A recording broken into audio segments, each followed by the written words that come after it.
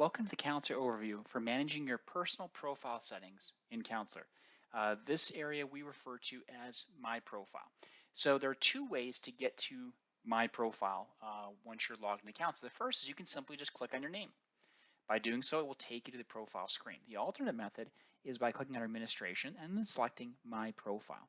Both ways will take you to the exact same screen that we see here, right? This is where you can have your kind of your basic information that's going to show up in a whole variety of areas within the system, right? When you're creating reports, invoices, um, when you're sending out emails and have placeholders filling in information, right? This is the information that dictate that, including it'll allow you to set like security type level things. So let's just start top to bottom here. Of course, you can have your first name, last name, title, provider, email address, password, and of course you retype the password if you go ahead and change it.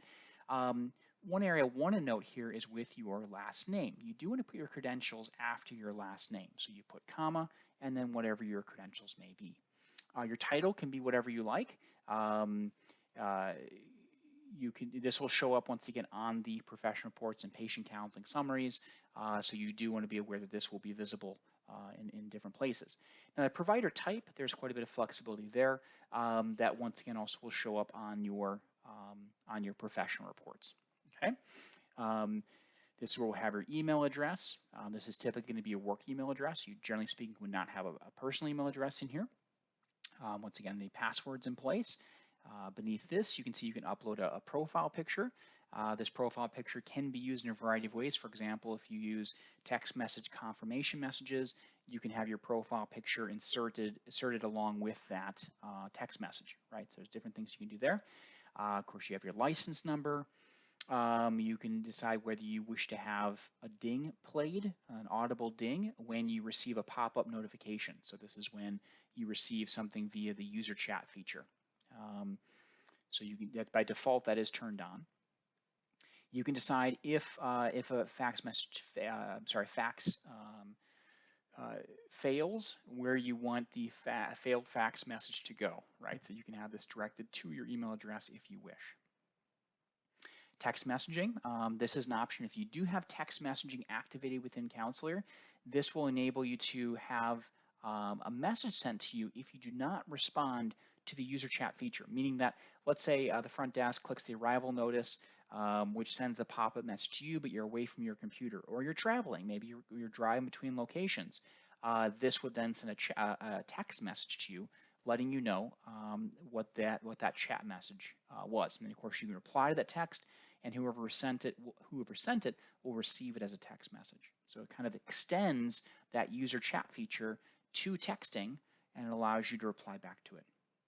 Okay, the insurance information, this is where you're going to set up your very specific excuse me, insurance information that you wish to show up on the claim, right? So this is very important this is set up properly, because then this will auto-populate the areas of the claim when you go to set those up. Okay. Let's see here. If you use Apex EDI, you can, for your claims clearinghouse, you can set the information up here. If you use ClaimMD, then you would not touch this. ClaimMD is set up in a different area of the system. Generally speaking, multi-factor authentication can be set up. This is something that would typically be set up through the user list. It's notified here just to let you know that's activated for you. This is just sort of an FYI here. Okay. Scanning, you can set a specific version of the scanning system here. So Counselor has the ability to link directly to your scanning system, whatever scanner or workstation you have. If you ever run into any difficulties, the Counselor support team may encourage you to upgrade your version.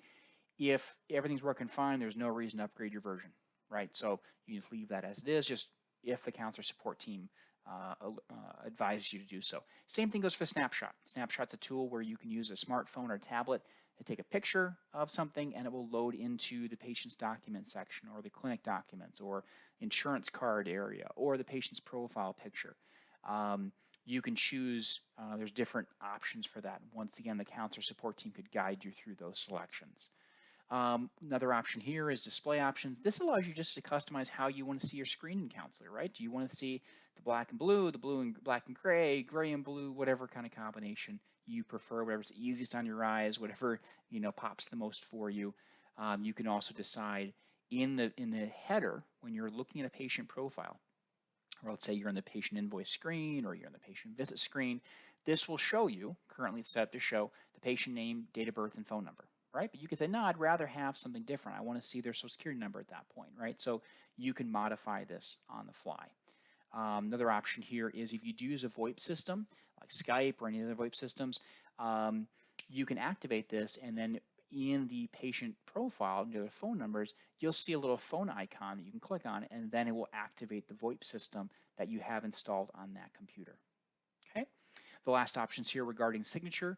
So in this case, one has already been uploaded for this provider. Most commonly, what you'll do is jump right here to the fax email form.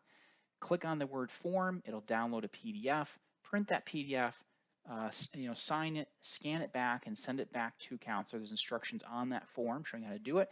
We'll then take that image and we'll load it for you. That's typically the way it's done, but there are other options.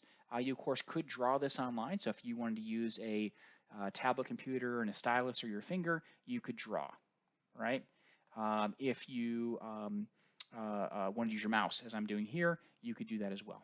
The other option is if you already have an image of your signature and you want to go ahead and upload it, absolutely. Now, I will caution on this, there are some size parameters that may come into play, so you may get an error message saying it doesn't fit the size parameters, or when you look at the final report, say a professional report, you may find that it's too big or too small or whatever the case may be.